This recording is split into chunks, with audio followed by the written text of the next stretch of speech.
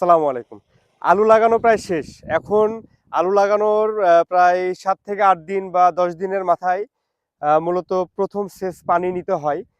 সে পানি নেওয়ার কার্যক্রম অলরেডি শুরু হয়ে গিয়েছে। তো ১ম সেওয়াত পানি নেওয়াটা অনেক ক্রিটিক্যাল একটা কাজ।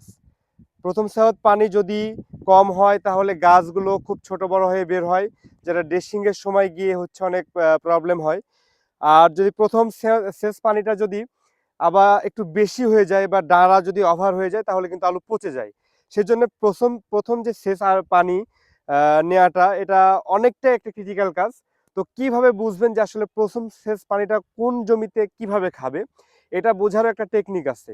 তো যে জমিগুলোতে পানি নেওয়ার সময় দেখবেন যে যে ডাঁড়া দিয়ে পানি আসতিছে ওই ডাঁড়া দিয়ে দেখবেন যখন যে পানিগুলো আসার সময় চুয়াচ্ছে বা ডাঁড়া ভেদ করে আস্তে আস্তে বের হয়ে যাচ্ছে, তখন বুঝবেন যে ওই জমিতে নিচে পানি খাবে কম।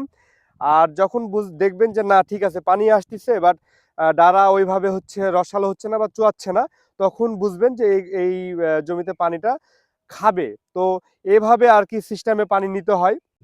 যেমন একটা বিষয় আপনাদেরকে দেখায়, দেখেন এই যে এই ডাঁড়া দিয়ে এই ড্রেন দিয়ে পানি যাচ্ছে, কিন্তু এই মাটির তলাতে পর্যাপ্ত পরিমাণ রস থাকার কারণে এই পানিগুলো এই ড্রেন ভেদ করে এই যে এইভাবে পানিগুলো চুয়াচ্ছে।